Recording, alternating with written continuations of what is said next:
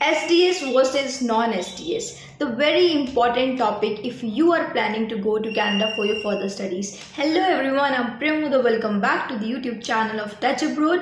आज हम बात करेंगे SDS और नॉन SDS के बारे में. उससे पहले आप सबको रिक्वेस्ट करना चाहोगे कि आप हमारे चैनल को सब्सक्राइब कर दीजिए, नोटिफिकेशन बेल को दबा दीजिए ताकि आपको ऐसे इंटरेस्टिंग एंड इन्फॉर्मेटिव डाटा मिलता रहे अगर आपको कनाडा की स्टूडेंट वीज़ा प्रोसेसिंग करानी है. तो सबसे पहले हम जानेंगे what is SDS. SDS means student direct stream. और दूसरी बात हमें जाननी है कि why this is important to know. Well, अगर हमारी फाइल SDS कैटेगरी में लॉन्च होती है तो ये कहा जाता है कि वीज़ा सक्सेस हमेशा ज़्यादा है. और कुछ लोग ये कहते हैं कि अगर फाइल नॉन SDS कैटेगरी में जा रही है तो वीज़ा के चांसेस बहुत कम है. Let's understand the difference. और वीडियो के एंड में मैं आपको बताने वाली हूँ कि क्या इतना ज़्यादा डिफरेंस है इनके सक्सेस रेट में और कितना सक्सेस रेट का फ़र्क है SDS में अगर फाइल लगे या फिर नॉन SDS में फाइल लगे. 2024 में कनाडा की इमिग्रेशन ने बहुत सारे चेंजेस इंट्रोड्यूस करे हैं और आफ्टर चेंजेस सबसे बड़ा चेंज SDS और नॉन SDS कैटेगरी की एक रिक्वायरमेंट में आया है. उसके बारे में भी हम जानेंगे. Friends, number 1, under SDS category applicant को पे करनी होती है 1 ईयर की कंप्लीट ट्यूशन फीस. अगर आप कोई भी SDS कैटेगरी की रिक्वायरमेंट फुलफिल नहीं कर पाते हो तो आपकी application automatically non SDS category में चली जाती है. तो अगर आप 1 ईयर की ट्यूशन फीस पे नहीं कर रहे हो और सिर्फ 6 मंथ की ट्यूशन फीस पे कर रहे हो तो आपकी फाइल जाएगी नॉन SDS कैटेगरी. नंबर 2, आपको पे करना है GIC. अगर आप कनाडा में एप्लीकेशन कराते हो और SDS कैटेगरी में एप्लीकेशन को डालना चाहते हो तो आपका इंडिया से कनाडा में होगा bank account open.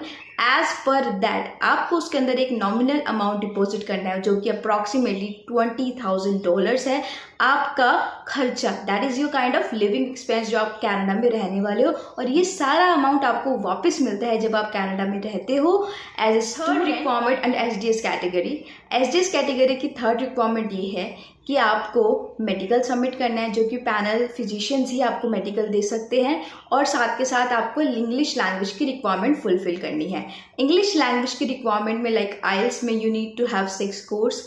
Not each 6 हर मॉड्यूल में रिक्वायर्ड नहीं है. अदरवाइज बिफोर 2024 IELTS में हर एक मॉड्यूल में अगर 6 नहीं है तो आपकी file automatically non SDS category में चली जाती थी. दूसरा, PTE में 60 स्कोर है तब भी आपकी फाइल SDS कैटेगरी में ही रहेगी. प्रीवियसली अगर आपने PT करी है, TOEFL करी है, तो अगर कोई भी इंग्लिश का टेस्ट दिया है बिसाइड IELTS वो सब नॉन SDS कैटेगरी में आता था. लेकिन अब आप कोई भी लैंग्वेज का एग्जाम दे सकते हैं. कनाडा के केस में वो इक्वली एक्सेप्टेबल है as a English language requirement. So this is the another difference. So these are the main difference between SDS and non SDS category. Canada ने 14 कंट्रीज अप्रोक्सीमेटली SDS कैटेगरी में approve कर रखी है और India उनमें से एक है. और इंडिया से एप्लीकेशन SDS कैटेगरी में लॉन्च हो सकती है अगर स्टूडेंट्स फॉलोइंग रिक्वायरमेंट को फुलफिल करता है.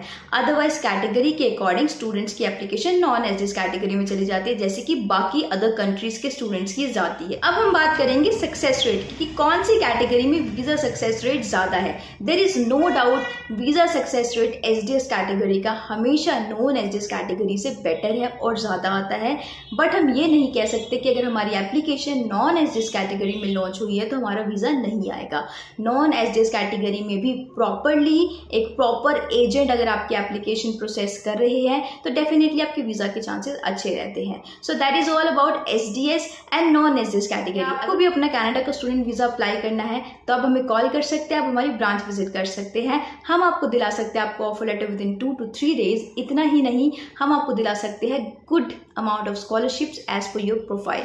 सो for more information visit our office और call us. Thanks for watching. Take care. Bye bye.